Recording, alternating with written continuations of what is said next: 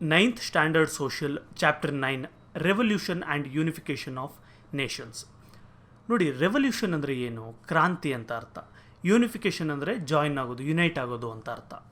So ಇಲ್ಲಿ ಈ ಒಂದು ಚಾಪ್ಟರಲ್ಲಿ 4 ದೇಶಗಳು ಕೊಟ್ಟಿದ್ದಾರೆ. ಅಮೆರಿಕ ಇರ್ಬೋದು, ಫ್ರಾನ್ಸ್, ಇಟಲಿ ಮತ್ತು ಜರ್ಮನಿ. ಈ 4 ದೇಶಗಳಲ್ಲಿ ಏನು ರೆವಲ್ಯೂಷನ್ ನಡೀತು ಮತ್ತು ಯಾವ ರೀತಿ ಇವು ಯುನೈಟ್ ಆದವು, ಒಂದು ದೇಶ ಥರ ಫಾರ್ಮ್ ಆದವು, ಅದ್ರ ಬಗ್ಗೆ ನಾವು ಈ ಚಾಪ್ಟರಲ್ಲಿ ನೋಡೋಣ. The emergence of modern age is a sign of rise of national monarchy. ನೋಡಿ, ಮೊನಾರ್ಕಿ ಅಂದರೆ ಏನು? ನೋಡಿ, ಮೊನಾರ್ಕಿ ಅಂದರೆ 2 ವರ್ಡ್, ಮೋನೋ ಮತ್ತು ಆರ್ಕಿ ಅಂತ. ಮೋನೋ ಅಂದರೆ ಸಿಂಗಲ್, ಒಂದು ಅಂತ. ಆರ್ಕಿ ಅಂದರೆ type of government.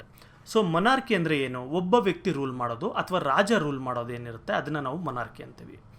So national monarchy ಅಂತ ಹೇಳಿದ್ರೆ, ಫಾರ್ ಎಕ್ಸಾಂಪಲ್ ಈಗ ಇಂಡಿಯಾ ಅನ್ನೋದು ಒಂದು ದೇಶ, ಕಾನ್ಸ್ಟಿಟ್ಯೂಷನಲ್ ದೇಶ.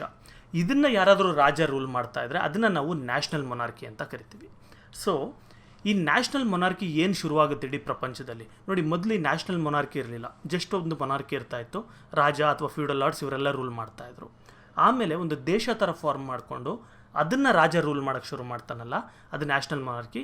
ಆ ಒಂದು ಟೈಮ್ ಪೀರಿಯಡಿಂದ ಏನು ಶುರುವಾಗುತ್ತೆ ಅದನ್ನು ನಾವು ಮಾಡರ್ನ್ ಏಜ್ ಅಂತ ಕನ್ಸಿಡರ್ ಮಾಡ್ತೀವಿ. The formation of States like France, Germany and Italy during 15th, 16th and 18th century had no logical reason behind them. ಈಗ ನೋಡಿ, ಫ್ರಾನ್ಸ್, ಜರ್ಮನಿ, ಇಟಲಿ ಇವೆಲ್ಲ ಕೂಡ ಚಿಕ್ಕ ಚಿಕ್ಕ ಪೀಸ್ಗಳಾಗಿದ್ವು. ಆದರೆ ಒಂದು 15th ಸೆಂಚುರಿ ಮೇಲೆ ಇವೆಲ್ಲ ಕೂಡ ಜಾಯ್ನ್ ಆಗಿ ಒಂದು ಸ್ಟೇಟ್ಸ್ ಥರ ಅಥವಾ ಒಂದು ದೇಶ ಥರ ಫಾರ್ಮ್ ಆಯಿತು. ಏನಕ್ಕೆ ಫಾರ್ಮ್ ಆಯಿತು ಅನ್ನೋದಕ್ಕೆ ರೀಸನ್ ಯಾರಿಗೂ ಗೊತ್ತಿಲ್ಲ, ಕನ್ಕ್ಲೂಸಿವ್ ಪ್ರೂಫ್ ಇಲ್ಲ. ಸೊ ಇನ್ನೂ ಕೂಡ ಅದ್ರ ಬಗ್ಗೆ ಸ್ಟಡೀಸ್ ನಡೀತಾನೆ ಇದೆ. They varied from large empires to small city states. ನೋಡಿ, ಈಗ ಜಾಯ್ನ್ ಆದವಲ್ಲ, ಇವೆಲ್ಲ ಏನು ದೊಡ್ಡ ದೊಡ್ಡ ಎಂಪೈರ್ ಥರನೇ ಇರಬೇಕು ಅಂತೇನಿಲ್ಲ. ಈಗ ಇಂಡಿಯಾ ಎಷ್ಟು ದೊಡ್ಡದು, ಇಂಡಿಯಾ ಕೂಡ ಇದೇ ಥರ ಯುನೈಟ್ ಆಗಿತ್ತು. ಚಿಕ್ಕ ಚಿಕ್ಕ ಒಂದು 560 ದೇಶಗಳು ಸಮಥಿಂಗ್ ಇತ್ತು. ಅದೆಲ್ಲ ಯುನೈಟ್ ಆಗಿ ಇಂಡಿಯಾ ಮತ್ತು ಪಾಕಿಸ್ತಾನ ಅಂತ ದೊಡ್ಡ ದೇಶ ಫಾರ್ಮ್ ಆಯಿತು. ಅದೇ ರೀತಿ ಇಲ್ಲೂ ಕೂಡ ಈ ಚಿಕ್ಕ ಚಿಕ್ಕ ದೇಶ ಸೇರಿ ಒಂದು ದೊಡ್ಡ ದೇಶ ಫಾರ್ಮ್ ಆಗುತ್ತೆ. ಜೊತೆಗೆ ಚಿಕ್ಕ ಚಿಕ್ಕ ದೇಶಗಳು ಕೂಡ ಯುನೈಟ್ ಆಗ್ತವೆ. ಫಾರ್ ಎಕ್ಸಾಂಪಲ್ ಸಿಸಿಲಿ ಅಂದ್ಕೊಳ್ಳಿ, ಅಲ್ಲೂ ಕೂಡ ಒಂದು ಸಿಟಿ ಸ್ಟೇಟ್ಗಳು ಕೂಡ ಫಾರ್ಮ್ ಆಗುತ್ತೆ. The people living in these States wear not of the same kind. ನೋಡಿ, ಯಾರು ಈ ಒಂದು ದೇಶಗಳಲ್ಲಿ ಅಥವಾ ಒಂದು ಈ ಸಿಟಿ ಸ್ಟೇಟ್ಗಳಲ್ಲಿ ಜೀವನ ಮಾಡ್ತಾ ಇರ್ತಾರೆ ಅವರೆಲ್ಲ ಒಂದೇ ಗ್ರೂಪಿಗೆ ಸೇರಿದಂಥವ್ರಲ್ಲ. ಒಬ್ಬೊಬ್ಬರು ಒಂದೊಂದು ಲ್ಯಾಂಗ್ವೇಜ್ ಮಾತಾಡ್ತಾರೆ. ಇಲ್ಲಿದೆ ನೋಡಿ, they spoke different languages and different cultures and followed different cultures. ಅಂದರೆ ಏನು, ಒಬ್ಬೊಬ್ಬರು ಒಂದೊಂದು ಲ್ಯಾಂಗ್ವೇಜಸ್ ಮಾತಾಡ್ತಾ ಇರ್ತಾರೆ ಮತ್ತು ಒಬ್ಬೊಬ್ಬರು ಒಂದೊಂದು ಥರ ಕಲ್ಚರ್ಸ್ ಫಾಲೋ ಮಾಡ್ತಾರೆ. ಈಗ ಇಂಡಿಯಾ ಕೂಡ ಅಷ್ಟೇ, ಇಲ್ಲಿ ಒಂದೇ ಲ್ಯಾಂಗ್ವೇಜ್ ಎಲ್ಲರೂ ಮಾತಾಡಲ್ಲ, ಎಷ್ಟೊಂದು ಲ್ಯಾಂಗ್ವೇಜಸ್ ಇದೆ. ಅದೇ ರೀತಿ ಕಲ್ಚರ್ ಕೂಡ ತುಂಬ ಡೈವರ್ಸ್ ಆಗಿದೆ. ಸೊ ಇದೇ ಥರ ಯುರೋಪ್ನಲ್ಲೂ ಕೂಡ ಇದೇ ರೀತಿ ಇತ್ತು. After the decline of feudal system, the political strength of the landlords also came down. ನೋಡಿ, ಏನು ಫ್ಯೂಡಲ್ ಸಿಸ್ಟಮ್ ಅಂದರೆ ಅದು ಯಾವ ರೀತಿ ಡಿಕ್ಲೈನ್ ಆಯಿತು ಇದೆಲ್ಲ ಕೂಡ ನಾನು ಫ್ಯೂಡಲಿಸಮ್ ಚಾಪ್ಟರಲ್ಲಿ ಹೇಳಿದ್ದೀನಿ. ಸೊ ಅದನ್ನು ನೋಡಿಬಿಟ್ಟು ಇದನ್ನು ನೋಡಿದ್ದೀರಾ ಅಂದರೆ ನಿಮಗೆ ಅರ್ಥ ಆಗುತ್ತೆ. ಇಲ್ಲಾಂದರೆ ಒಂದು ಸರಿ ಅದನ್ನು ನೋಡಿ ಆ ಚಾಪ್ಟರ್ನ, ಆಮೇಲೆ ಇಲ್ಲಿಗೆ ಬನ್ನಿ. ಮತ್ತೆ ಎಕ್ಸ್ಪ್ಲೇನ್ ಮಾಡಿದ್ರೆ ತುಂಬ ಲೆಂತಿ ಆಗುತ್ತೆ. ನೋಡಿ, ಫ್ಯೂಡಲಿಸಮ್ ಡಿಕ್ಲೈನ್ ಆದಮೇಲೆ ಈ ಲ್ಯಾಂಡ್ ಲಾರ್ಡ್ಸ್ ಏನಿದ್ರು ಅಥವಾ ದೊಡ್ಡ ದೊಡ್ಡ ಜಮೀನ್ದಾರ್ಗಳು ಅಥವಾ ಫ್ಯೂಡಲ್ ಲಾರ್ಡ್ಸ್ ಅಂತ ಏನು ಕರಿತೀವಿ, ಅವರೆಲ್ಲರದು ಪವರ್ಗೆ ಬಂದು ತುಂಬ ಕಮ್ಮಿ ಆಯಿತು. ಎಕನಾಮಿಕಲ್ ಪವರ್ ಅಂದರೆ ದುಡ್ಡು ಕಾಸು ರಿಲೇಟೆಡ್ ಇರ್ಬೋದು, ಅಥವಾ ಆರ್ಮಿ ಎಷ್ಟು ಜಾಯಿನ್ ಮಾಡ್ತಾರೆ, ಅಥವಾ 500 ಜನ ಇದ್ದರೆ ಆರ್ಮಿ 1000 ಜನ ಇದ್ದರೆ ಇದು ಕೂಡ ಸಿಗ್ನಿಫಿಕೆಂಟಾಗಿ ಕಮ್ಮಿ ಆಗುತ್ತೆ. As a result, many European countries reduced their dependence on these landlords and took all the power to their hands. ನೋಡಿ, ಇಲ್ಲಿವರೆಗೂ ಏನಿತ್ತು, ಒಬ್ಬ ರಾಜ ಇರ್ತಾ ಇದ್ದ ಹೆಸರಿಗೆ ಒಂದು ದೇಶದಲ್ಲಿ, ಚಿಕ್ಕ ಪುಟ್ಟ ಲಾರ್ಡ್ಸ್ ಎಲ್ಲ ಇರ್ತಾಯಿದ್ರು. ಇವ್ರು ಯಾರು ಕೂಡ ರಾಜನ ಮಾತು ಸರಿಯಾಗಿ ಕೇಳ್ತಿರಲಿಲ್ಲ. ಏನಕ್ಕೆ? ರಾಜನಿಗೆ ಇವ್ರನ್ನ ಎದುರಿಸೋಷ್ಟು ಪವರ್ ಇರ್ತಿರಲಿಲ್ಲ. ಯಾಕಂದರೆ ಇವ್ರು ಅಷ್ಟು ಪವರ್ಫುಲ್ಲಾಗಿ ಬೆಳೆದು ಬಿಟ್ಟಿರೋರು. ಇವ್ರ ಹತ್ರನೇ ಜಾಸ್ತಿ ಆರ್ಮಿ ಇರುತ್ತೆ, ಇವ್ರ ಹತ್ರನೇ ಜಾಸ್ತಿ ಜನ ಇರ್ತಾರೆ, ಜಾಸ್ತಿ ಲ್ಯಾಂಡ್ ಇರುತ್ತೆ, ಜಾಸ್ತಿ ದುಡ್ಡು ಇರುತ್ತೆ, ಈ ಥರ ಪವರ್ಫುಲ್ಲಾಗಿ ಬೆಳೆದಿದ್ರು. ಆದರೆ ಈಗ ಈ ಫ್ಯೂಡಲ್ ಸಿಸ್ಟಮ್ ಎಲ್ಲ ಡಿಕ್ಲೈನ್ ಆಗ್ತಾ ಇದ್ದಾಗ ರಾಜ ಈ ಪವರ್ನೆಲ್ಲ ಏನು ಮಾಡ್ತಾನೆ, ಕನ್ಸಾಲಿಡೇಟ್ ಮಾಡ್ಕೊಳ್ತಾನೆ. ಅಂದರೆ ಎಲ್ಲ ಆರ್ಮಿ ರಾಜನ ಹತ್ರನೇ ಇರುತ್ತೆ ಮತ್ತು ಎಲ್ಲ ಇನ್ಸ್ಟಿಟ್ಯೂಷನ್ನು ರಾಜನ ಕಂಟ್ರೋಲಲ್ಲಿರುತ್ತೆ. ಸ್ಕೂಲ್ಸ್ ಇರ್ಬೋದು, ಕಾಲೇಜಸ್, ಯೂನಿವರ್ಸಿಟೀಸ್ ಎಲ್ಲ ಈ ರೀತಿ ಒಂದು ಬೆಳಗ್ತಾ ಹೋಗುತ್ತೆ. Many kings believed in divine right theory and were of the opinion that they were not answerable to citizens. ನೋಡಿ, ರಾಜರೆಲ್ಲ ಏನಿದ್ರು ಈ ಒಂದು ಮಾಡರ್ನ್ ಏಜಲ್ಲಿ ಅಂತ ಹೇಳ್ಬೋದು, ಇವರೆಲ್ಲ ಕೂಡ ಡಿವೈನ್ ರೈಟ್ ಥಿಯರಿನ ಫಾಲೋ ಮಾಡ್ತಾಯಿದ್ರು. ಅಂದರೆ ಏನು, ದೇವರು ನಮಗೆ ಆಶೀರ್ವಾದ ಮಾಡಿ ನಮಗೆ ಈ ರಾಜನ ಪೊಸಿಷನ್ ಕೊಟ್ಟಿದ್ದಾನೆ, ನಾವು ಏನು ಮಾಡಿದ್ರೂ ನಡೆಯುತ್ತೆ, ನಾವಾದಮೇಲೆ ನಮ್ಮ ತಮ್ಮ, ನಮ್ಮ ಅಣ್ಣ ಅಥವಾ ನಮ್ಮ ಫ್ಯಾಮಿಲಿ, ನಮ್ಮ ಮಕ್ಕಳು, ಮೊಮ್ಮಕ್ಕಳು ಇವರೇ ರೂಲ್ ಮಾಡಬೇಕು, ನಮ್ಮ ಫ್ಯಾಮಿಲಿಗೆ ಈ ಥರ ರೈಟ್ಸ್ ಇದೆ, ದೇವರು ನಮ್ಗೆ ಕೊಟ್ಟಿರೋ ಆಶೀರ್ವಾದ, ಈ ಥರ ಫೀಲ್ ಆಗ್ತಾಯಿದ್ರು. ಇವ್ರು ಯಾರು ಕೂಡ ಜನರ ಮಾತು ಕೇಳ್ತಿರಲ್ಲ, ಇವ್ರಿಗಿಷ್ಟ ಬಂದಾಗೆ ಇವರು ರೂಲ್ ಮಾಡೋದಕ್ಕೆ ಮಾಡ್ಕೊಂಡಿದ್ರು. In order to secure their own welfare, the middle class supported the kings and played a major role in the birth and growth of nationalism. ನೋಡಿ, ಇಲ್ಲಿ ಜನಗಳೆಲ್ಲ ಕೂಡ ರಾಜನಿಗೆ ಸಪೋರ್ಟ್ ಮಾಡ್ತಾರೆ. ಏನಕ್ಕೆ ಸಪೋರ್ಟ್ ಮಾಡ್ತಾರೆ? ಅವರ ವೆಲ್ಫೇರ್ನ ಸೆಕ್ಯೂರ್ ಮಾಡ್ಕೊಳಕ್ಕೆ, ಅಂದರೆ ಅವರ ಜೀವನನ ಅವರು ಸುಭದ್ರವಾಗಿ ಇಟ್ಕೊಳ್ಳೋಕ್ಕೆ. ಏನಕ್ಕೆ ಈ ಥರ ಆಗುತ್ತೆ ಅಂದರೆ, ನೋಡಿ, ಇದಕ್ಕೂ ಮೊದಲಿದ್ದಂಥ ಫ್ಯೂಡಲ್ ಸಿಸ್ಟಮಲ್ಲಿ ಈ ಫ್ಯೂಡಲ್ ಲಾರ್ಡ್ಸ್ಗಳೆಲ್ಲ ಜನಗಳಿಗೆ ತುಂಬ ತೊಂದರೆ ಕೊಡ್ತಾಯಿದ್ರು. ಹೊಡೆಯೋದು, ಬಡಿಯೋದು, ಜೀವನ ಪೂರ್ತಿ ಅವ್ರ ಹತ್ರ ಕೆಲಸ ಮಾಡ್ಕೊಂಡೇ ಇರಬೇಕು.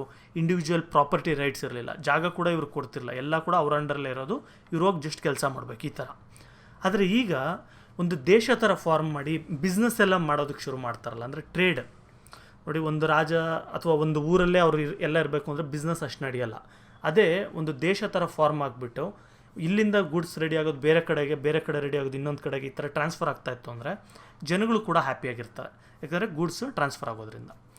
ಸೊ ಇದರಿಂದ ಇವ್ರದ್ದು ಬಿಸ್ನೆಸ್ ಎಲ್ಲ ಇನ್ಕ್ರೀಸ್ ಆಗೋದಕ್ಕೆ ಹೊಸ ಕ್ಲಾಸ್, ಮರ್ಚೆಂಟ್ ಕ್ಲಾಸ್ ಅನ್ನೋರು ಬರ್ತಾರೆ. ಇವರೆಲ್ಲ ಕೂಡ ರಾಜನಿಗೆ ಕೂಡ ಸಪೋರ್ಟ್ ಮಾಡ್ತಾರೆ, ಯಾಕಂದರೆ ಅದರಿಂದ ಅವ್ರಿಗೆ ಲಾಭ ಬರುತ್ತೆ ಅಂತ. ಸೊ ಇದೆಲ್ಲದರಿಂದ ಏನಾಯಿತು, ನ್ಯಾಷನಲಿಸಮ್ ತುಂಬ ಬೆಳೆಯೋದಕ್ಕೆ ಶುರುವಾಯಿತು. A strong nationalistic view or patriotism add its own good and bad effects. ಈಗ ನೋಡಿ, ನ್ಯಾಷನಲಿಸ್ಟಿಕ್ ವೀವ್ ಅಥವಾ ಪೇಟ್ರಿಯಾಟಿಸಮ್ ಅಂದರೆ ದೇಶಭಕ್ತಿ ಅಂತ ಅಂದ್ಕೊಳ್ಳಿ. ಆ ರೀತಿ ಅಂದರೆ ಈಗ ಒಬ್ಬ ವ್ಯಕ್ತಿಗೆ ದೇಶಭಕ್ತಿ ಇರೋದು ಒಳ್ಳೆಯದೇ, ಆದರೆ ತುಂಬ ಅತಿ ಹೋದರೆ ಅದು ತಪ್ಪಾಗುತ್ತೆ, ಕೆಟ್ಟದ್ದು ಕೂಡ ಆಗುತ್ತೆ. ಏನು, ಫಾರ್ ಎಕ್ಸಾಂಪಲ್, ಈಗ ನನ್ನ ದೇಶ ಗ್ರೇಟ್, ನನ್ನ ಇಂಡಿಯಾ ಗ್ರೇಟ್ ಅಂತ ಹೇಳೋದು ಏನು ತಪ್ಪಿಲ್ಲ, ಏನು ಪ್ರಾಬ್ಲಮ್ ಆಗಲ್ಲ. ಆದರೆ ನನ್ನ ದೇಶ ಮಾತ್ರ ಗ್ರೇಟ್, ಬೇರೆ ಯಾರೂ ಲೆಕ್ಕಕ್ಕಿಲ್ಲ, ಎಲ್ಲರನ್ನೂ ನಾನು ಅಟ್ಯಾಕ್ ಮಾಡ್ತೀನಿ, ಎಲ್ಲರನ್ನೂ ನಾನು ಕ್ಯಾಪ್ಚರ್ ಮಾಡ್ಕೊಳ್ತೀನಿ ಅಂದರೆ ಅದರಿಂದ ನಮಗೆ ತುಂಬ ತೊಂದರೆ ಆಗುತ್ತೆ. So these nations were responsible for ending the anarchy of the feudal period. Next ಏನಾಗುತ್ತೆ, ಈ ನೇಷನ್ಸ್ ಏನು ಫಾರ್ಮ್ ಆಗುತ್ತೆ, ಅಥವಾ ಫ್ರಾನ್ಸ್ ಇರ್ಬೋದು, ಜರ್ಮನಿ ಇರ್ಬೋದು, ಮೇನ್ಲಿ ಬ್ರಿಟನ್, ಇವೆಲ್ಲ ದೇಶಗಳು ಈ ಫ್ಯೂಡಲ್ ಪೀರಿಯಡ್ನ ಎಂಡ್ ಮಾಡೋದರಲ್ಲಿ ಅಥವಾ ಫ್ಯೂಡಲ್ ಪೀರಿಯಡಲ್ಲಿದ್ದಂಥ ಎಷ್ಟೊಂದು ತೊಂದರೆಗಳನ್ನ ಆಲ್ಮೋಸ್ಟ್ ಆಲ್ ಕಮ್ಮಿ ಮಾಡುತ್ತೆ. ಆದರೆ ರಾಜರು ರೂಲ್ ಮಾಡ್ತಾಯಿದ್ರು, ಏನು ತುಂಬ ಚೆನ್ನಾಗಿ ರೂಲ್ ಮಾಡ್ತಾಯಿದ್ರು ಅಂತೇನಿಲ್ಲ, ರಾಜರು ಕೂಡ ತುಂಬ ಕೆಟ್ಟ ಕೆಲಸಗಳು ಮಾಡ್ತಿದ್ರು. ಆದರೆ ಮೊದಲಿದ್ದಷ್ಟು ಇರಲಿಲ್ಲ. ಈಗ ಆಲ್ಮೋಸ್ಟ್ ಆಲ್ ಜನಗಳು ಕೂಡ ಸ್ವಲ್ಪ ರಾಜನ ಕೇಳೋ ಥರ ಶುರುವಾಗಿತ್ತು. They inspired people of similar culture to come together under the rule of one king. ಇದೆಲ್ಲದರಿಂದ ಏನಾಯಿತು, ಜನಗಳೆಲ್ಲ ನಾವೆಲ್ಲ ಫ್ರಾನ್ಸ್ ದೇಶದವರು, ನಾವೆಲ್ಲ ಸೇರಿ ಒಬ್ಬ ರಾಜನ ಅಂಡರಲ್ಲಿರೋದು ಒಳ್ಳೆಯದು, ಅಥವಾ ನಾವೆಲ್ಲ ಇಂಥ ಪರ್ಟಿಕ್ಯುಲರ್ ಕಲ್ಚರ್ಗೆ ಸೇರಿದಂಥವ್ರು, ನಾವೆಲ್ಲ ಒಂದು ರಾಜನ ಅಂಡರಲ್ಲಿರೋದು ಒಳ್ಳೆಯದು ಅಂತ ಜನಗಳು ಕೂಡ ಇದರಿಂದ ಯುನೈಟ್ ಆಗ್ತಾರೆ. Conflict and competition started between Nations. ನೋಡಿ, ಈ ದೇಶಗಳ ಮಧ್ಯೆ ಕಾಂಪಿಟೇಷನ್ ಮತ್ತು ಕಾನ್ಫ್ಲಿಕ್ಟ್ ಕೂಡ ಶುರುವಾಗುತ್ತೆ. ಕಾನ್ಫ್ಲಿಕ್ಟ್ ಅಂದರೆ ಜಗಳ, ಕಾಂಪಿಟೇಷನ್ ಅಂದರೆ ನಿಮಗೆ ಗೊತ್ತು. It paved the way for trade, control of colonies and wars in American and Asian continents. ಈ ಎಲ್ಲದರಿಂದ ಏನಾಯಿತು, ರೈಸ್ ಆಫ್ ನೇಷನ್ ಸ್ಟೇಟ್ಸಿಂದ ಟ್ರೇಡ್ ಇಂಪ್ರೂವ್ ಆಯಿತು. ಅಂದರೆ ಬಿಸ್ನೆಸ್, ಒಂದು ದೇಶದಿಂದ ಇನ್ನೊಂದು ದೇಶಕ್ಕೆ ಬಿಸ್ನೆಸ್ ಇರ್ಬೋದು, ಅಥವಾ ಒಂದು ಕಂಟ್ರೋಲ್ ಇರೋದ್ರಿಂದ ಆ ದೇಶದ ಒಳಗಡೆ ಬಿಸ್ನೆಸ್ ಕೂಡ ತುಂಬ ಸೇಫಾಗಿ ನಡೆಯೋ ರೀತಿ ಆಯಿತು. ಆ್ಯಂಡ್ ಕಂಟ್ರೋಲ್ ಆಫ್ ಕಾಲನೀಸ್, ಅಂದರೆ ಈಗ ಇಂಡಿಯಾ ಒಂದು ಕಾಲೋನಿ ಮಾಡ್ಕೊಳ್ಳೋದು, ಅಮೆರಿಕ ಒಂದು ಕಾಲೋನಿ ಮಾಡ್ಕೊಳ್ಳೋದು, ಈ ಥರ ಇತ್ತಲ್ಲ, ಇದರಲ್ಲಿ ಕೂಡ ಕಾಂಪಿಟೇಷನ್ ಕ್ರಿಯೇಟ್ ಆಯಿತು. ಇಂಡಿಯಾನೆಲ್ಲ ಆಕ್ಯುಪೈ ಮಾಡ್ಕೊಳ್ಬೇಕು ಅಂತ ಒಬ್ಬರು, ಇನ್ನೊಬ್ರು ಇಂಡೋ ಚೈನಾನೆಲ್ಲ ಆಕ್ಯುಪೈ ಮಾಡ್ಕೊಳ್ಬೇಕು ಅಂತ ಒಬ್ಬರು ಶುರು ಮಾಡಿಕೊಂಡ್ರು. ಜೊತೆಗೆ ಯುದ್ಧಗಳು ಕೂಡ ಶುರುವಾಗೋದು. ಈಗ ಇಂಡಿಯಾದಲ್ಲಿ ಕರ್ನಾಟಿಕ್ ವಾರ್ಸ್ ಇರ್ಬೋದು, ಅಮೆರಿಕಾದಲ್ಲಿ ಅಮೆರಿಕನ್ ವಾರ್ ಆಫ್ ಇಂಡಿಪೆಂಡೆನ್ಸ್ ಇರ್ಬೋದು, ಏಷ್ಯನ್ ಕಾಂಟಿನೆಂಟಲ್ಲಿ ಆಲ್ಮೋಸ್ಟ್ ಅಲ್ಲಿ ಚೈನಾದಲ್ಲೂ ಕೂಡ ಒಂದು ಓಪಿಯಂ ವಾರ್ಸ್ ಅಂತೆಲ್ಲ ಬರುತ್ತೆ. ಇವೆಲ್ಲ ಕೂಡ ಆಮೇಲೆ ಬಂದಿದ್ದು, ಇವೆಲ್ಲ ಕೂಡ ಶುರುವಾಗೋಯ್ತು. ಸೊ ಏನಕ್ಕೆ ಕಾನ್ಫ್ಲಿಕ್ಟ್ ಬರುತ್ತೆ, ಜಗಳ ಏನಕ್ಕೆ ಬಂತು ನೋಡಿ. ಫಾರ್ ಎಕ್ಸಾಂಪಲ್, ಮೇಯ್ನ್ ಜಗಳ ಏನಕ್ಕೆ ಬಂತು ಅಂದರೆ, ಈಗ ಒಂದು ದೇಶ ಇರುತ್ತೆ ಫ್ರಾನ್ಸು. ಇಷ್ಟು ಫ್ರಾನ್ಸಲ್ಲಿ ಎಲ್ಲ ಕೂಡ ಫ್ರೆಂಚ್ ಮಾತಾಡೋ ದೇಶ ಅಥವಾ ಫ್ರೆಂಚ್ ಮಾತಾಡೋಂಥ ಜನ ಇರ್ತಾರೆ, ಅಥವಾ ಫ್ರೆಂಚ್ ಕಲ್ಚರ್ಗೆ ಸೇರಿದಂಥ ಜನ ಇರ್ತಾರೆ. ಆದರೆ ಎಲ್ಲೋ ಒಂದು ಕಡೆ ಒಂದು ಬಾರ್ಡ್ರಲ್ಲಿ ಒಂದು ಸ್ವಲ್ಪ ಜನ ಏನು ಮಾಡ್ತಾರೆ, ಜರ್ಮನಿಕ್ ಪೀಪಲ್ ಇರ್ತಾರೆ, ಅಥವಾ ಜರ್ಮನ್ ಭಾಷೆಗೆ ಸೇರಿದವರು. ನೆಕ್ಸ್ಟ್ ಏನಾಗುತ್ತೆ, ಅದ್ರ ಪಕ್ಕದಲ್ಲಿ ಜರ್ಮನಿ ಇರುತ್ತೆ ಒಂದು ದೇಶ. ಈ ದೇಶ ಜರ್ಮನಿಯವ್ರಿಗೆ ಏನು ಅನಿಸುತ್ತೆ ಮತ್ತು ಫ್ರಾನ್ಸ್ ಅವ್ರಿಗೆ ಏನು ಅನಿಸುತ್ತೆ, ಈ ಜಾಗ ನಮಗೆ ಸೇರಿದ್ದು ಅಂತ ಒಂದು ಕಾನ್ಫ್ಲಿಕ್ಟ್ ಕ್ರಿಯೇಟ್ ಆಗುತ್ತೆ ಇಬ್ಬರಿಗೂ ಮಧ್ಯೆ. ಸೊ ಈ ಥರ ಕಾನ್ಫ್ಲಿಕ್ಟ್ ಮೊದಲು ಈ ದೇಶಗಳಲ್ಲಿ ಕ್ರಿಯೇಟ್ ಆಯಿತು. ಆಮೇಲೆ ಈ ದೇಶಗಳವರು ಬೇರೆ ಬೇರೆ ಕಡೆ ಹೋಗ್ಬಿಟ್ಟು ಕಾಲೋನೀಸ್, ಇಂಡಿಯಾ ಇರ್ಬೋದು, ಅಮೆರಿಕ ಇರ್ಬೋದು, ಇಲ್ಲೆಲ್ಲ ಕೂಡ ಕಿತ್ತಾಟ ಮಾಡೋದಕ್ಕೆ ಶುರುವಾಗ್ತದೆ. ಸೊ ಈ ರೀತಿ ಈ ಕಾನ್ಫ್ಲಿಕ್ಟ್ ಬೆಳೀತಾ ಹೋಯಿತು.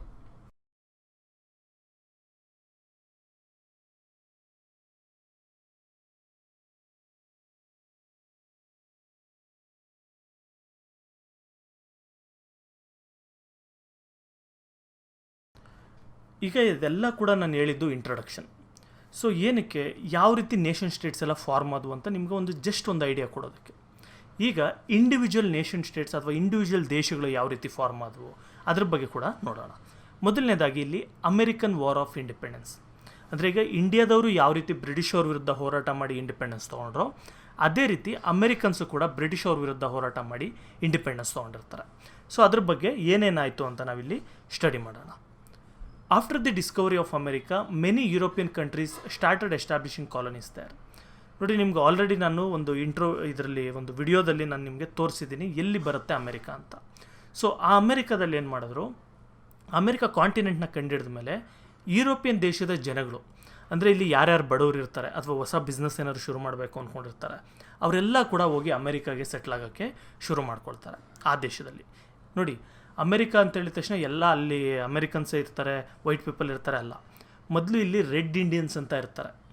ಓಕೆ, ಅವ್ರನ್ನೆಲ್ಲ ಸಾಯಿಸಿ ಈ ಯುರೋಪಿಯನ್ಸ್ ಹೋಗಿ ಇಲ್ಲಿ ಸೆಟ್ಲ್ ಆಗ್ತಾರೆ. ಅರ್ಥ ಆಯ್ತಾ? ಅವ್ರು ಈಗಲೂ ಇದ್ದಾರೆ, ಇಲ್ಲ ಅಂತಲ್ಲ, ಆದರೆ ತುಂಬ ಕಮ್ಮಿ ಜನ ಇದ್ದಾರೆ ಆ ಥರ. ಇವರೆಲ್ಲ ಹೋಗಿ ಅಲ್ಲಿ ಸೆಟ್ಲ್ ಆಗೋದಕ್ಕೆ ಶುರು ಮಾಡ್ತಾರೆ. ಈ ಥರ ಹೋಗಿದ್ದ ದೇಶಗಳಲ್ಲಿ 4 ದೇಶ ತುಂಬ important. The 4 major countries colonising North America were. ಒಂದು France, Spain, Holland and England. ಈ 4 ದೇಶಗಳು important. Along the Atlantic coast of North America 13 colonies were established by England. ನೋಡಿ, ಈಗ ನಾನು ಟೋಟಲಾಗಿ ಎಲ್ಲ ಹೇಳಕ್ಕೆ ಹೋಗಲ್ಲ ಇದರಲ್ಲಿ, ಅಮೆರಿಕದಲ್ಲಿ ಯಾರ್ಯಾರು ಯಾವ್ಯಾವುದು ರೂಲ್ ಮಾಡ್ತಾಯಿದ್ರು ಅವೆಲ್ಲ. ಇಂಪಾರ್ಟೆಂಟ್ ಏನಿದೆ ಇಲ್ಲಿ, ಅಮೆರಿಕನ್ ವಾರ್ ಆಫ್ ಇಂಡಿಪೆಂಡೆನ್ಸ್ ಯಾವ ಥರ ಶುರುವಾಯಿತು ಅದಕ್ಕೆ ರಿಲೇಟೆಡ್ ಮಾತ್ರ ಹೇಳ್ತೀನಿ. ನೋಡಿ, ಇವೆಲ್ಲದರಲ್ಲೂ ಕೂಡ ಬ್ರಿಟಿಷ್ ಅವ್ರು ಯಾವ್ದು ರೂಲ್ ಮಾಡ್ತಾಯಿದ್ರು, ಟೋಟಲ್ ಇದಿಷ್ಟು ಏನಿದೆ USA ಇಷ್ಟು ರೂಲ್ ಮಾಡ್ತಾ ಇರಲಿಲ್ಲ. ಈ ಜಾಗ ಏನಿದೆ ಇದಿಷ್ಟು ಜಾಗನ ಮಾತ್ರ ರೂಲ್ ಮಾಡ್ತಾಯಿದ್ರು. ಓಕೆ, ಇದು 13 ಕಾಲೋನೀಸ್ ಮಾಡ್ಕೊಂಡು 13 ಗ್ರೂಪ್ ಮಾಡ್ಕೊಂಡು ಪ್ರಾವಿನ್ಸಸ್ ಥರ ಅಷ್ಟನ್ನು ಬ್ರಿಟಿಷ್ ಅವರು ರೂಲ್ ಮಾಡ್ತಾಯಿದ್ರು. ಇನ್ನು ಮಿಕ್ಕಿದ್ದನ್ನೆಲ್ಲ ಫ್ರಾನ್ಸ್ ಅವರು ಇವರೆಲ್ಲ ರೂಲ್ ಮಾಡ್ತಾಯಿದ್ರು. ಇದೆಲ್ಲ ಕೂಡ ವೈಲ್ಡ್ ವೆಸ್ಟ್ ಅಂತ ಕರಿತಾಯಿದ್ರು. ಅಂದರೆ ಮೊದಲೇನು ನೇಟಿವ್ ಪೀಪಲ್ ಇದ್ದರು, ರೆಡ್ ಇಂಡಿಯನ್ಸ್, ಅವರೆಲ್ಲ ಇಲ್ಲಿ ಜೀವನ ಮಾಡ್ತಾಯಿದ್ರು. ಸೊ ಇಷ್ಟು. These wear called the new English colonies. ಈ 13 ಕಾಲೋನೀಸ್ ಏನಿತ್ತು ಇದನ್ನು ನ್ಯೂ ಇಂಗ್ಲೀಷ್ ಕಾಲೋನೀಸ್ ಅಂತ ಕರಿತೀವಿ. ನೋಡಿ, ಇಲ್ಲಿ 13 ಹೆಸರುಗಳಿದೆ. France and England competed with each other to establish colonies in North America. ನೋಡಿ, ಫ್ರಾನ್ಸ್ ಅವ್ರದ್ದು ಮತ್ತು ಬ್ರಿಟನ್ ಅವ್ರದ್ದು ಎಲ್ಲೋದ್ರೂ ಅದೇನೆ, ಎಲ್ಲೋದ್ರೂ ಜಗಳ ಆಡಿಕೊಂಡು ನಾನು ಕಂಟ್ರೋಲ್ ಮಾಡಬೇಕು ಅಂತ ಟ್ರೈ ಮಾಡ್ತಾ ಇರ್ತಾರೆ. ಸೊ ಇದಿಷ್ಟು 13ನ ಬ್ರಿಟಿಷ್ ಅವ್ರು ಯಾವ ಥರ ಆಕ್ಯುಪೈ ಮಾಡ್ಕೊಂಡಿದ್ರು, ಅದೇ ಥರ ಒಂದಷ್ಟು ಜಾಗನ ಫ್ರಾನ್ಸ್ ಅವ್ರು ಆಕ್ಯುಪೈ ಮಾಡ್ಕೊಂಡಿರ್ತಾರೆ. ಸೊ ಇವರಿಬ್ಬರು ಮಧ್ಯದಲ್ಲಿ ಯಾವಾಗೂ ಫೈಟ್ ನಡೀತಾ ಇರುತ್ತೆ, ಯಾವ ಜಾಗನ ಯಾರು ಆಕ್ಯುಪೈ ಮಾಡ್ಕೊಳ್ಬೇಕು, ಯಾವ ಜಾಗನ ಯಾರು ರೂಲ್ ಮಾಡಬೇಕು ಅಂತ. This intense desire of American colonies for independence led to the rise of rebellion against England. ಇವಾಗ ಏನಾಗುತ್ತೆ, ಏನೋ ಒಂದು ಕಾರಣಗಳಾಗ್ಬಿಟ್ಟು ಅದು ನೆಕ್ಸ್ಟ್ ನಾವು ರೀಸನ್ಸ್ನ ನೋಡೋಣ. ಜನಗಳಿಗೆಲ್ಲ ಇಂಗ್ಲೆಂಡ್ ವಿರುದ್ಧ ಇಂಡಿಪೆಂಡೆನ್ಸ್ ತೊಗೊಳ್ಬೇಕು ಅಂತ ಆಸೆ ಶುರುವಾಗುತ್ತೆ. ಸೊ ಏನು ಮಾಡ್ತಾರೆ, ಈ 13 ಕಾಲೋನೀಸ್ನ ಜನ ಮಾತ್ರ, ಓಕೆ, ಬೇರೆ ಯಾರು ಇನ್ವಾಲ್ವ್ ಆಗಿರಲ್ಲ, ಇವರೆಲ್ಲ ಕೂಡ ಬ್ರಿಟಿಷ್ ಅವ್ರ ವಿರುದ್ಧ ತಿರುಗಿ ಬಿದ್ದುಬಿಟ್ಟು ನಮ್ಮನ್ನ ನಾವೇ ರೂಲ್ ಮಾಡ್ಕೊಳ್ತೀವಿ ಅಂತ ಹೇಳ್ತಾರೆ. ಏನಕ್ಕೆ ಆ ಥರ ಹೇಳ್ತಾರೆ, ರೀಸನ್ಸ್ ಇದೆ, ನೋಡೋಣ. The stand of England towards it's colonies and the emergence of love for independence was the main reason. ನೋಡಿ, ಮೈನ್ ರೀಸನ್ ಏನು ನೋಡಿ, ಇಂಗ್ಲೆಂಡ್ ಅವರು ಯಾವ ರೀತಿ ಇದರ ಅಮೆರಿಕನ್ ಕಾಲೋನೀಸ್ನ ಟ್ರೀಟ್ ಮಾಡ್ತಾ ಇರ್ತಾರೆ ಅನ್ನೋದ್ರ ಮೇಲೆ, ಅಂದರೆ ಯಾವ ಥರ ನೋಡ್ಕೊಳ್ತಾರೆ ಅಂತ. ಈಗ ನಾವು ಬ್ರಿಟಿಷ್ ಆಡಳಿತದಲ್ಲಿ ಇದ್ದಿದ್ದರಿಂದ ನಮ್ಗೆ ಕಂಪ್ಲೀಟ್ಲಿ ಇದ್ರ ಎಕ್ಸ್ಪೀರಿಯನ್ಸ್ ಇದೆ. ಬ್ರಿಟಿಷ್ ಅವರು ಇಂಡಿಯಾನ ರೂಲ್ ಮಾಡ್ತಾ ಇದ್ದಿದ್ದು ಇಂಡಿಯಾ ಜಕ್ಕೆ ಒಳ್ಳೇದು ಮಾಡೋದಕ್ಕಲ್ಲ, ಇಲ್ಲಿಂದ ಲೂಟಿ ಮಾಡ್ಕೊಂಡು ಹೋಗೋದಕ್ಕೆ, ನಮಗೆ ತೊಂದರೆ ಕೊಡೋದಕ್ಕೆ, ಜೊತೆಗೆ ಒಡೆಯೋದು ಬಡಿಯೋದು ಸಾಯಿಸೋದು ಎಲ್ಲ ಕೂಡ ಮಾಡ್ತಾಯಿದ್ರು. ಅದೇ ರೀತಿಯೇ ಅಮೆರಿಕನ್ಸ್ನು ಕೂಡ ಇವರು ಟ್ರೀಟ್ ಮಾಡ್ತಾ ಇರ್ತಾರೆ. ಹೊಡೆಯೋದು ಬಡಿಯೋದು ಇರಲ್ಲ ಅಷ್ಟೇ ಹೊರತು ಎಲ್ಲ ಲೂಟಿ ಮಾಡೋದು, ದುಡ್ಡೆಲ್ಲ ಕೂಡ ಎತ್ಕೊಂಬರೋದು, ಜಾಸ್ತಿ ಟ್ಯಾಕ್ಸ್ ಹಾಕೋದಿರ್ಬೋದು, ನೀವು ಇಂಥದ್ದೇ ಬೆಳಿಬೇಕು ಇಂಥದ್ದೇ ಬೆಳಿಬಾರ್ದು ಅಂತ ಹೇಳೋದಿರ್ಬೋದು, ಇವೆಲ್ಲ ಕೂಡ ಮಾಡ್ತಾ ಇರ್ತಾರೆ. ಅದು ಒಂದು ಕಾರಣ. ಇನ್ನೊಂದು, ಅಮೆರಿಕನ್ಸಲ್ಲಿ ನಾವು ಇಂಡಿಪೆಂಡೆಂಟ್ ಆಗಿರಬೇಕು, ಇವ್ರು ಏನಕ್ಕೆ ಎಲ್ಲಿಂದನೋ ಬಂದು ನಮ್ಮನ್ನ ರೂಲ್ ಮಾಡಬೇಕು, ನಾವು ರೂಲ್ ಮಾಡ್ಕೊಳ್ತೀವಿ ಅನ್ನೋ ಒಂದು ಫೀಲಿಂಗ್ ಕೂಡ ಶುರುವಾಗುತ್ತೆ. ಅಪಾರ್ಟ್ ಫ್ರಮ್ ದೀಸ್, ಮೇಲೆ ಹೇಳಿದ್ದಷ್ಟೇ ಅಲ್ಲ, ಇನ್ನೂ ಸುಮಾರು ಕಾರಣಗಳಿದೆ. ಅದರಲ್ಲಿ 7 years ವಾರ್ ಅಂತ ಒಂದಿದೆ, ಬ್ರಿಟನ್ಗೂ ಮತ್ತು ಫ್ರಾನ್ಸ್ ಮಧ್ಯೆ ನಡೀತೆ. ಅದು ನೇವಲ್ ಲಾಸ್, ಅಂದರೆ ಶಿಪ್ಗೆ ರಿಲೇಟೆಡ್, ಶಿಪ್ ಯಾವ ಥರ ಟ್ರಾವೆಲ್ ಮಾಡಬೇಕು ಅನ್ನೋದ್ರ ರಿಲೇಟೆಡ್ ಒಂದು ಸ್ವಲ್ಪ ರೂಲ್ಸ್ ಮಾಡಿರ್ತಾರೆ. ಅದು writings of Thomas Paine, John Adams, Samuel Adams, John Edward Coke, Benjamin Franklin and their influence. ಮತ್ತು ಕೆಲವರೆಲ್ಲ ಈ ರೈಟರ್ಸ್ ಇರ್ತಾರಲ್ಲ, ಜರ್ನಲ್ಸ್ ಬರೆಯೋದು, ಬುಕ್ಸ್ ಬರೆಯೋದು, ಅದೆಲ್ಲ ಮಾಡಿ ಬ್ರಿಟಿಷ್ ಅವರು ಯಾವ ರೀತಿ ಅಮೆರಿಕಾಗೆ ತೊಂದರೆ ಕೊಡ್ತಾ ಇದ್ದಾರೆ ಅಂತ ಜನಗಳಿಗೆಲ್ಲ ಕೂಡ ಸ್ಪ್ರೆಡ್ ಮಾಡ್ತಾರೆ. ಸೊ ಅದು ಒಂದು ಕಾರಣ. ನೆಕ್ಸ್ಟ್ ಕ್ಯೂಬೆಕ್ ಆ್ಯಕ್ಟ್ ಅಂತ ಒಂದು ತರ್ತಾರೆ, ಅದು ಒಂದು ಕಾರಣ. ಟೌನ್ಶೆಂಡ್ ಟ್ಯಾಕ್ಸಸ್ ಅಂತ ಒಂದು ಟ್ಯಾಕ್ಸ್ಗಳು ಜಾಸ್ತಿ ಮಾಡ್ತಾರೆ, ಅದೊಂದು. ನೆಕ್ಸ್ಟ್ ಬೋಸ್ಟನ್ ಟೀ ಪಾರ್ಟಿ ಅಂತ ಒಂದು ಮಾಡ್ತಾರೆ. ಅದು ಏನು ಬೋಸ್ಟನ್ ಟೀ ಪಾರ್ಟಿ ಅಂದರೆ ಏನೋ ಒಂದು ಪಾರ್ಟಿ ಮಾಡ್ತಾರಲ್ಲ ಆ ಥರ ಅಂತಲ್ಲ. ಇದು ಆ್ಯಕ್ಚುಲಿ ಏನಾಗುತ್ತೆ ಅಂದರೆ, ಅಮೆರಿಕಾಗೆ ಟೀ ಸೊಪ್ಪನ್ನ ಕಳಿಸ್ತಾ ಇರ್ತಾರೆ ಬ್ರಿಟನ್ ಅವರು, ಇಂಡಿಯಾದಿಂದ ಬೇರೆ ಬೇರೆ ಜಾಗದಿಂದ ಎಲ್ಲ. ಆದರೆ ಅಮೆರಿಕ ಅವ್ರಿಗೆ ಅದು ಬೇಕಾಗಿರಲ್ಲ, ಅಲ್ಲೇ ನಾವು ಬೆಳ್ಕೊಳ್ತೀವಿ, ನಮ್ಗೆ ಅದೆಲ್ಲ ಆಗುತ್ತೆ, ನಮ್ಗೆ ಬೇಕಾಗಿರೋಷ್ಟು ನಾವು ಬೆಳಿತೀವಿ ಅಂತ ಹೇಳ್ತಾ ಇರ್ತಾರೆ. ಆದರೂ ಬ್ರಿಟಿಷ್ ಅವರು ಕೇಳ್ತಾ ಇರಲ್ಲ, ಅಲ್ಲಿ ಕಳಿಸಿ ಇಲ್ಲಿ ಬೆಳೆಯೋದು ಟೀಗೆ ಜಾಸ್ತಿ ರೇಟ್ ಹಾಕೋದು, ಇದೆಲ್ಲ ಕೂಡ ತೊಂದರೆ ಮಾಡ್ತಾ ಇರ್ತಾರೆ. ಸೊ ಅದರಿಂದ ಏನು ಮಾಡ್ತಾರೆ, ಅಮೆರಿಕನ್ ರೆವಲ್ಯೂಷನರೀಸ್ ಒಂದಷ್ಟು ಜನ ಏನು ಮಾಡ್ತಾರೆ, ಶಿಪ್ ನಿಂತಿರುತ್ತಲ್ಲ ಹಾರ್ಬರ್, ಅಲ್ಲಿಗೆ ಹೋಗ್ಬಿಟ್ಟು ಅಲ್ಲಿದ್ದಂಥ ಟೀ ಸೊಪ್ಪು ಏನು ಇಂಪೋರ್ಟ್ ಮಾಡ್ತಾ ಇರ್ತಾರೆ ಆ ಟೀ ಸೊಪ್ಪನ್ನ ತೊಗೊಂಡೋಗಿ ಸಮುದ್ರಕ್ಕೆ ಸುರಿತಾರೆ. ಸೊ ಅದಕ್ಕೆ ಇದನ್ನು ಬೋಸ್ಟನ್ ಟೀ ಪಾರ್ಟಿ ಅಂತ ಕರೆಯೋದು. ಅಂದರೆ ಟೀ ಪಾರ್ಟಿ ಅಂದರೆ ಟೀ ಎಲ್ಲ ಮಾಡಿದ್ರು, ಸಮುದ್ರನೆಲ್ಲ ಟೀ ಸೊಪ್ಪು ಥರ ರೆಡ್ಡಿಗೆ ಮಾಡಿದ್ರು ಅಂತ ಕರೀತಾರೆ. ಬೋಸ್ಟನ್ ಅಂದರೆ ಅದೊಂದು ಜಾಗ ಹೆಸರು, ಒಂದು ಊರ ಹೆಸರು ಅದು. ಸೊ ಅದು these were the reasons that led to the American revolution. ಈ ಎಲ್ಲ ರೀಸನ್ಸಿಂದ ಏನಾಯಿತು, ಅಮೆರಿಕನ್ ರೆವಲ್ಯೂಷನ್ ಶುರುವಾಯಿತು ಅಥವಾ ಅಮೆರಿಕನ್ ವಾರ್ ಆಫ್ ಇಂಡಿಪೆಂಡೆನ್ಸ್ ಶುರುವಾಯಿತು. Declaration of independence. ನೋಡಿರಿ, ಈಗ ನಿಮಗೆ ಅಮೆರಿಕನ್ ವಾರ್ ಆಫ್ ಇಂಡಿಪೆಂಡೆನ್ಸ್ ಏನಕ್ಕೋಸ್ಕರ ಶುರುವಾಯಿತು ರೀಸನ್ಸ್ ಅಂತ ತೋರಿಸಿದ್ವಿ. ಆದರೆ ಇಲ್ಲಿ ನೀವು ಒಂದು ಅಬ್ಸರ್ವ್ ಮಾಡ್ಬೋದು, ಯಾವ ರೀತಿ ಇಂಡಿಪೆಂಡೆನ್ಸ್ಗೆ ಹೋರಾಟ ಮಾಡಿದ್ರು ಅಂತ ನಾನು ಹೇಳಲೇ ಇಲ್ಲ, ಅದ್ರ ಬಗ್ಗೆ ಇಲ್ಲ, ಇದರಲ್ಲಿ ಕಾರಣಗಳು ಮಾತ್ರ ಇದೆ ನೋಡ್ಬೋದು.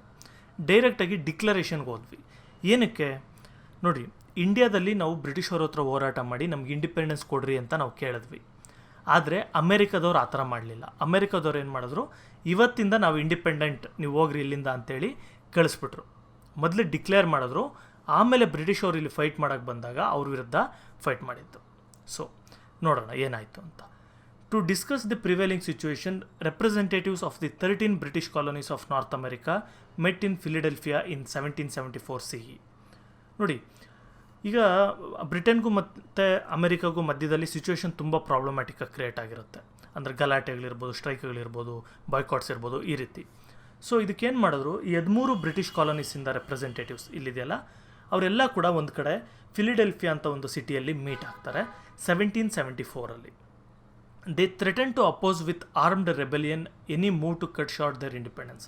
ಇಲ್ಲಿ ಏನು ಮಾಡ್ತಾರೆ, ಇಂಡಿಪೆಂಡೆನ್ಸ್ ಡಿಕ್ಲೇರ್ ಮಾಡ್ಕೊಳ್ತಾರೆ. ಅಂದರೆ ನಾವು ಇವತ್ತಿಂದ ಇಂಡಿಪೆಂಡೆಂಟ್ ಅಂತ ಡಿಕ್ಲೇರ್ ಮಾಡಿಕೊಂಡು ನಮ್ಮ ಇಂಡಿಪೆಂಡೆನ್ಸ್ಗೋಸ್ಕರ ಅದ್ರ ವಿರುದ್ಧವಾಗಿ ನೀವೇನಾದರೂ ಆರ್ಮಿ ಕಳಿಸಿದ್ರಿ ಅಂದರೆ ನಾವು ಕೂಡ ಫೈಟ್ ಮಾಡ್ತೀವಿ ಅಂತ ಅನೌನ್ಸ್ ಮಾಡ್ತಾರೆ.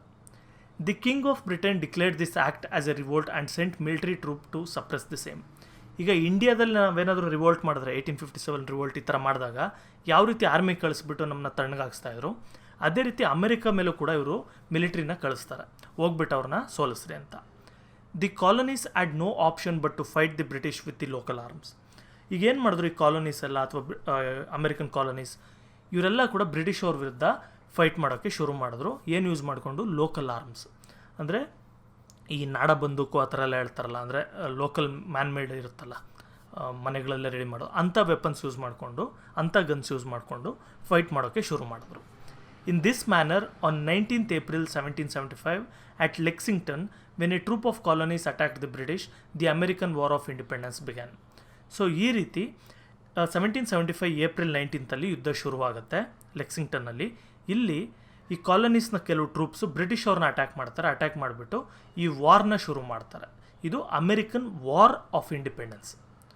The Philadelphia conference appointed George Washington as it's commander.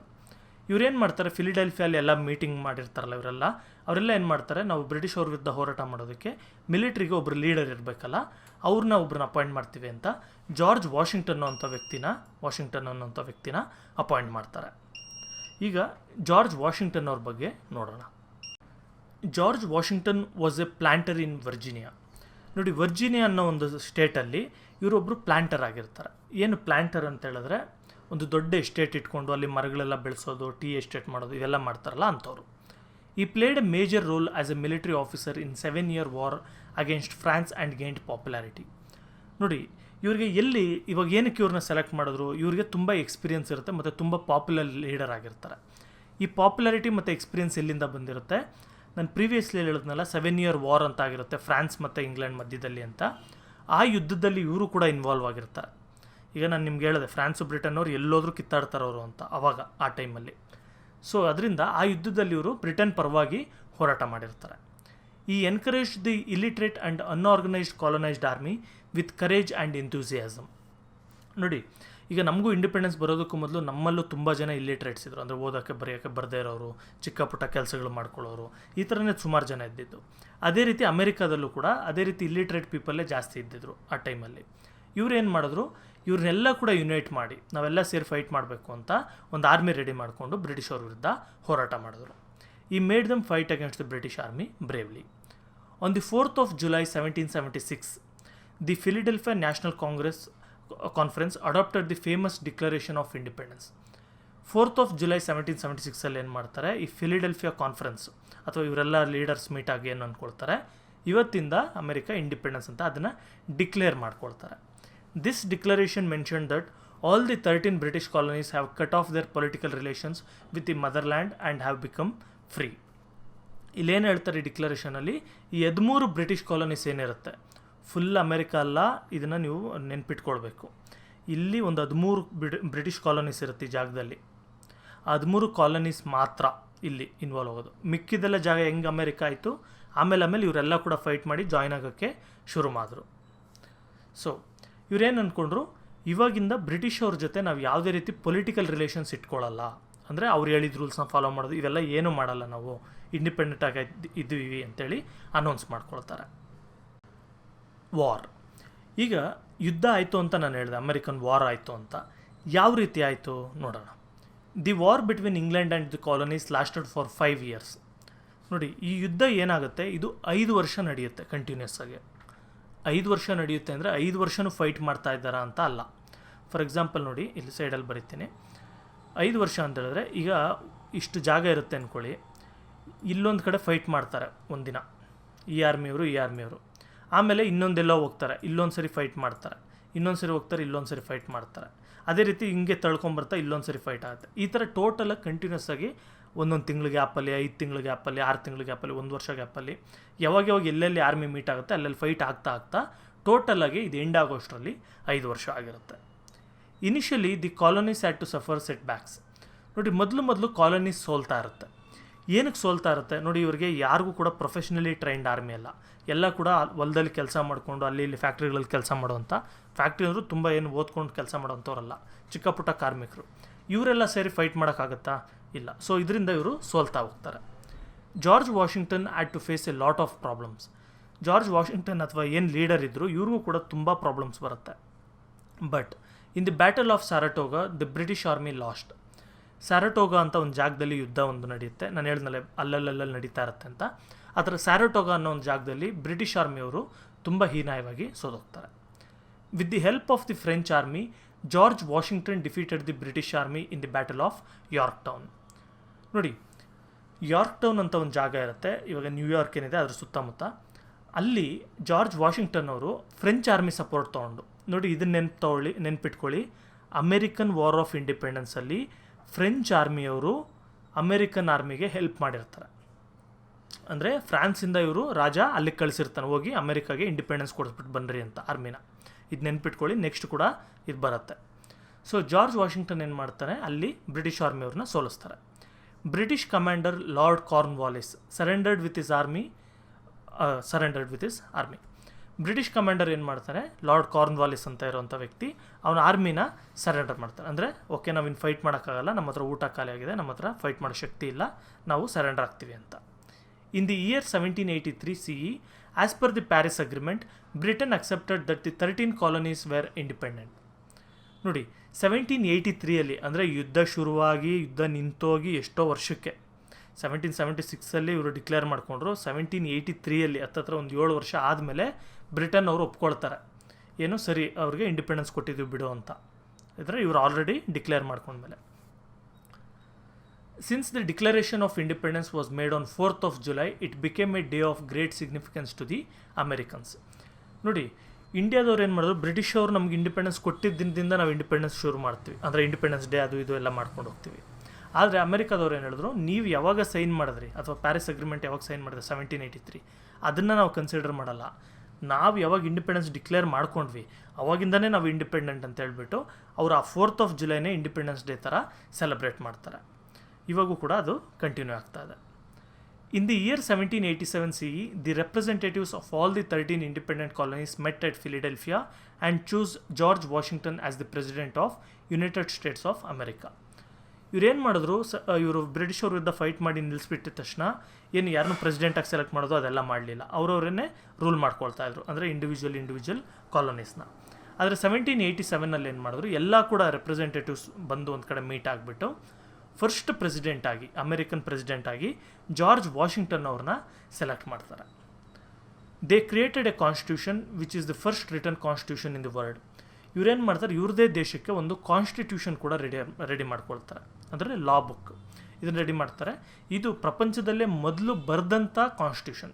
ಅಂದರೆ ಅಲ್ಲಿವರೆಗೂ ಕಾನ್ಸ್ಟಿಟ್ಯೂಷನ್ ಇತ್ತು, ಮ್ಯಾಗ್ನಾ ಕಾರ್ಟಾ ಇದೆಲ್ಲ ಇತ್ತು ಕಾನ್ಸ್ಟಿಟ್ಯೂಷನ್. ಆದರೆ ಇಲ್ಲಿ ಮೊದಲು ಕಾನ್ಸ್ಟಿಟ್ಯೂಷನ್ ಬರೆದಿದ್ದು ಅಂದರೆ ಒಂದು ಬುಕ್ಕಲ್ಲಿ ಒಂದು ಪೇಪರಲ್ಲಿ ಬರೆದಂಥ ಕಾನ್ಸ್ಟಿಟ್ಯೂಷನ್ ಮೊದಲನೇದು American constitution. The consequences of the American war of independence. ಈಗ ನಾವು ಅಮೆರಿಕ ಯಾವ ರೀತಿ ಒಂದು ವಾರಲ್ಲಿ ಫೈಟ್ ಮಾಡಿದ್ರು ಅದ್ರ ಬಗ್ಗೆ ನೋಡಿದ್ವಿ, ಅದು ರಿಸಲ್ಟ್ಸ್ ನೋಡಿದ್ವಿ ಮೊದಲು, ಮತ್ತು ಯಾವ ರೀತಿ ಇಂಡಿಪೆಂಡೆನ್ಸ್ ಬಂತು ಎಲ್ಲ ಕೂಡ ನೋಡಿದ್ವಿ. ಈಗ ಇಂಡಿಪೆಂಡೆನ್ಸ್ ಬಂದಿದ್ದರಿಂದ ಏನಾಯಿತು, ಅಥವಾ ಈ ವಾರ್ ನಡೀತಲ್ಲ ಇದರಿಂದ ಏನೇನಾಯಿತು ನೆಕ್ಸ್ಟು ಅದನ್ನು ನೋಡೋಣ. The war acted as an inspiration for the French revolution. Many of the French who fought assisting the colonial army became leaders of the French revolution. ನೋಡಿ ಏನಾಗುತ್ತೆ, ನಾನು ಇಲ್ಲಿ ಮೇಲೆ ಒಂದು ಹೇಳಿದೆ ನಿಮಗೆ, ಬ್ರಿಟಿಷವ್ರ ವಿರುದ್ಧ ಅಮೆರಿಕನ್ಸ್ ಫೈಟ್ ಮಾಡುವಾಗ ಫ್ರಾನ್ಸ್ನ ಆರ್ಮಿ ಅಥವಾ ಫ್ರಾನ್ಸ್ ದೇಶದ ರಾಜ ಅವರ ಆರ್ಮಿನ ಕಳಿಸಿ ಒಂದು ಅಮೇರಿಕನ್ಸ್ಗೆ ಹೆಲ್ಪ್ ಮಾಡಿರ್ತಾನೆ ಇಂಡಿಪೆಂಡೆನ್ಸ್ ತೊಗೊಳಕ್ಕೆ ಅಂತ. ಸೊ ಅದರಿಂದ ಏನಾಯಿತು, ಇಲ್ಲಿ ಬಂದಂಥ ಸೈನಿಕರಿಗೆ ನಾವು ಏನಕ್ಕೆ ರಾಜನ ವಿರುದ್ಧ ಫೈಟ್ ಮಾಡಿ ಇಂಡಿಪೆಂಡೆನ್ಸ್ ತೊಗೊಳ್ಬಾರ್ದು ಅಂತ ಒಂದು ಐಡಿಯಾ ಬರೋಕ್ಕೆ ಶುರುವಾಗುತ್ತೆ. ಸೊ ಈ ಥರ ಐಡಿಯಾ ಇರುವಂಥ ಎಷ್ಟೊಂದು ಜನ ವಾಪಸ್ ಬರ್ತಾರಲ್ಲ ಫ್ರಾನ್ಸ್ ದೇಶಕ್ಕೆ, ಅಲ್ಲಿ ಬಂದಾಗ ಅವರು ಒಂದು ಫ್ರೆಂಚ್ ರೆವಲ್ಯೂಷನ್ನ ಒಂದು ಶುರು ಮಾಡ್ತಾರೆ. ಅಂದರೆ ಅಮೆರಿಕನ್ ವಾರ್ ಆಫ್ ಇಂಡಿಪೆಂಡೆನ್ಸ್ ಥರನೇ ಫ್ರಾನ್ಸಲ್ಲೂ ಕೂಡ ಒಂದು ಯುದ್ಧ ಥರ ನಡೆಯುತ್ತೆ, ಅಲ್ಲಿ ರಾಜನ ಇಳಿಸಿ ಡೆಮೊಕ್ರೆಟಿಕ್ ಗೌರ್ಮೆಂಟ್ನ ತರೋದಕ್ಕೆ. Many of the Spanish and Portuguese colonies in America got inspired to become free and ಎನ್ಸ್ ರಿವೋಲ್ಟೆಡ್ ಅಗೇನ್ಸ್ಟ್ ದೇರ್ ಮದರ್ಲ್ಯಾಂಡ್.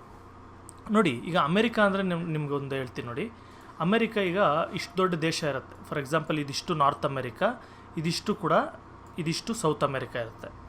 ಇಲ್ಲಿ ಬರೀ ಇಷ್ಟು ಜಾಗನ ಮಾತ್ರ ಬ್ರಿಟಿಷವ್ರು ರೂಲ್ ಮಾಡ್ತಾ ಇರ್ತಾರೆ. ನಾನು ಆಗಲೇ ತೋರಿಸಿನಲ್ಲಿ ಇಮೇಜಲ್ಲಿ ಇದಿಷ್ಟು ಜಾಗ 13 ಕಾಲೋನೀಸ್ನ. ಆದರೆ ಈಗ ಬೇರೆ ಬೇರೆ ದೇಶದವ್ರಿಗೂ ಕೂಡ ಇಲ್ಲೆಲ್ಲ ಕೂಡ ಎಲ್ಲ ದೇಶದವ್ರಿಗೂ ನಾವೇನಕ್ಕೆ ಇದೇ ಥರ ಫೈಟ್ ಮಾಡಿ ಇಂಡಿಪೆಂಡೆನ್ಸ್ ತೊಗೊಳ್ಬಾರ್ದು ಅನ್ನೋ ಒಂದು ಐಡಿಯಾ ಬರೋದಕ್ಕೆ ಶುರುವಾಗುತ್ತೆ. ಅವರೆಲ್ಲ ಕೂಡ ರಿವೋಲ್ಟ್ ಮಾಡಿ ಅವರೆಲ್ಲ ಕೂಡ ಇಂಡಿಪೆಂಡೆನ್ಸ್ಗೋಸ್ಕರ ಫೈಟ್ ಮಾಡ್ತಾರೆ. And the new nation called the United States of America was Born. ಹೊಸ ಒಂದು ದೇಶ ಕ್ರಿಯೇಟ್ ಆಗುತ್ತೆ, ಯುನೈಟೆಡ್ ಸ್ಟೇಟ್ಸ್ ಆಫ್ ಅಮೆರಿಕಾ ಅಂತ. ನೋಡಿ ಇಲ್ಲಿ ಒಂದು ನಾನು ಕ್ಲಾರಿಫೈ ಮಾಡಬೇಕು ನಿಮ್ಗೆ ಎಷ್ಟೋ ಸರಿ ಕನ್ಫ್ಯೂಷನ್ ಆಗುತ್ತೆ. ಸರ್ ಒಂದೊಂದು ಸರಿ ಅಮೆರಿಕಾ ಅಂತ ಯೂಸ್ ಮಾಡ್ತೀರಾ, ಒಂದೊಂದು ಸರಿ ಯುನೈಟೆಡ್ ಸ್ಟೇಟ್ಸ್ ಆಫ್ ಅಮೆರಿಕಾ ಅಂತ ಯೂಸ್ ಮಾಡ್ತೀರಾ, ಇನ್ನೊಂದು ಸರಿ USA ಅಂತ ಯೂಸ್ ಮಾಡ್ತೀರಾ, ಅಥವಾ ಬರೀ US ಅಂತ ಮಾತ್ರ ಯೂಸ್ ಮಾಡ್ತೀರಾ. ಏನಿದೆಲ್ಲ ನೋಡಿರಿ, ಇದೆಲ್ಲ ಕೂಡ ಒಂದೇ ದೇಶ. ಏನಕ್ಕೆ ಈ ಥರ ಬರುತ್ತೆ ಹೇಳ್ತೀನಿ ನೋಡಿ. ನಿಮಗೆ ಮ್ಯಾಪ್ ಆಗಲೇ ಗೊತ್ತು, 2 ಕಾಂಟಿನೆಂಟ್ ಇದೆ. ಒಂದು ನಾರ್ತ್ ಅಮೆರಿಕಾ, ಇನ್ನೊಂದು ಬಂದು ಸೌತ್ ಅಮೆರಿಕಾ. ಅಲ್ಲೇನು ಮಾಡ್ತಾಯಿದ್ದೀನಿ, ಇದು 2 ಸಪ್ರೇಟ್ ಕಾಂಟಿನೆಂಟ್ಸ್. ಇಲ್ಲಿ ಅಮೆರಿಕಾ ಅಮೆರಿಕಾ ಅಂತ ನಾವು ಕರೆದಿದ ತಕ್ಷಣ ಅದನ್ನು US ಅಂತ ಕರ್ಕೊಳ್ತೀವಿ. ಈಗ ಒಂದು ನಿಮಿಷ ಟೆಕ್ಸ್ಟ್ ಬುಕ್ ತೋರಿಸ್ತೀನಿ. ಈಗ ನಿಮಗೆ ಅಮೆರಿಕಾ ಅಂದರೆ ಕಾಂಟಿನೆಂಟ್ ಅಂತ ಗೊತ್ತಾಯಿತು. ಈಗ ಯುನೈಟೆಡ್ ಸ್ಟೇಟ್ಸ್ ಆಫ್ ಅಮೆರಿಕಾ ಅಂದರೆ ಏನು ನೋಡಿ, ಈ ಕಾಂಟಿನೆಂಟಲ್ಲಿ ಮೇಲೆ ಕಾಂಟಿನೆಂಟಲ್ಲಿ ಒಂದಷ್ಟು ಸ್ಟೇಟ್ಸ್, ಅಂದರೆ ನಾನು ಹೇಳಿದ್ನಲ್ಲ 13 ಸ್ಟೇಟ್ಸ್ ಅಂದರೆ 13 ಕಾಲೋನೀಸ್ ಯುನೈಟ್ ಆಗಿ ಒಂದು ದೇಶ ಫಾರ್ಮ್ ಮಾಡ್ಕೊಳ್ತಾರೆ. ಇದನ್ನೇ ನಾವು ಯುನೈಟೆಡ್ ಸ್ಟೇಟ್ಸ್ ಆಫ್ ಅಮೆರಿಕಾ ಅಂತ ಕರೆಯೋದು, ಇದಿಷ್ಟು ಜಾಗನ. ಓಕೆ, ಇದಕ್ಕೇನು ಮಾಡ್ತಾರೆ, ಇದು 13 ಸ್ಟೇಟ್ಸ್ ಮಾತ್ರ ಇರುತ್ತೆ. ಆಮೇಲೆ ಒಂದೊಂದೇ ಆ್ಯಡ್ ಮಾಡಿಬಿಟ್ಟು ಇವಾಗ 52 ಏನೋ ಸ್ಟೇಟ್ಸ್ಗಳು ಸೇರಿ ಇದಿಷ್ಟು ಕೂಡ ಈಗ ಅಮೆರಿಕಾ ಅಥವಾ ಯುನೈಟೆಡ್ ಸ್ಟೇಟ್ಸ್ ಆಫ್ ಅಮೆರಿಕಾ ಅಂತ ಆಗಿದೆ. ಈಗ ಗೊತ್ತಾಯ್ತಲ್ಲ, ಯುನೈಟೆಡ್ ಸ್ಟೇಟ್ಸ್ ಆಫ್ ಅಮೆರಿಕಾ ಅಂದರೆ ಇಂಡಿವಿಜುವಲ್ ಸ್ಟೇಟ್ಸ್ ಎಲ್ಲ ಯುನೈಟ್ ಆಗಿ ಒಂದು ದೇಶ ಫಾರ್ಮ್ ಮಾಡಿರೋದು. ಯುನೈಟೆಡ್ ಸ್ಟೇಟ್ಸ್ ಅಂತ ಶಾರ್ಟ್ ಫಾರ್ಮಲ್ಲಿ ಕರಿತೀವಿ, ಆದರೆ ಜಾಸ್ತಿ ಜನ ಅಮೆರಿಕಾ ಅಂತ ಕೂಡ ಕರೀತಾರೆ. ಯಾಕಂದರೆ ಕಾಂಟಿನೆಂಟ್ ಎಲ್ಲದಕ್ಕಿಂತ ಈ ದೇಶ ತುಂಬ ಫೇಮಸ್ ಈ ಕಾಂಟಿನೆಂಟಲ್ಲಿ, ಅದಕ್ಕೆ ಆ ಹೆಸರು ಕರೀತಾರೆ. ಸೊ ಇಲ್ಲಿಗೆ ನಿಮಗೆ ಅಮೆರಿಕನ್ ವಾರ್ ಆಫ್ ಇಂಡಿಪೆಂಡೆನ್ಸ್ ಬಗ್ಗೆ ಕಂಪ್ಲೀಟಾಗಿ ಅರ್ಥ ಆಗಿದೆ ಅಂತ ಅಂದ್ಕೊಳ್ತೀನಿ. ನೆಕ್ಸ್ಟ್ ವಿಡಿಯೋದಲ್ಲಿ ನಾನು ಫ್ರೆಂಚ್ ರೆವಲ್ಯೂಷನ್ ಬಗ್ಗೆ ಕೂಡ ಹೇಳ್ಕೊಡ್ತೀನಿ. ಇದರಲ್ಲಿ ಏನಾದರೂ ನಿಮ್ಗೆ ಡೌಟ್ ಇತ್ತು ಅಂತ ಹೇಳಿದ್ರೆ ಕೆಳಗಡೆ ಕಮೆಂಟ್ ಮಾಡಿ. ಇಷ್ಟ ಆಯಿತು ಅಂದರೆ ನಿಮ್ಮ ಫ್ರೆಂಡ್ಸ್ ಹತ್ರ ಕೂಡ ಶೇರ್ ಮಾಡ್ಬೋದು.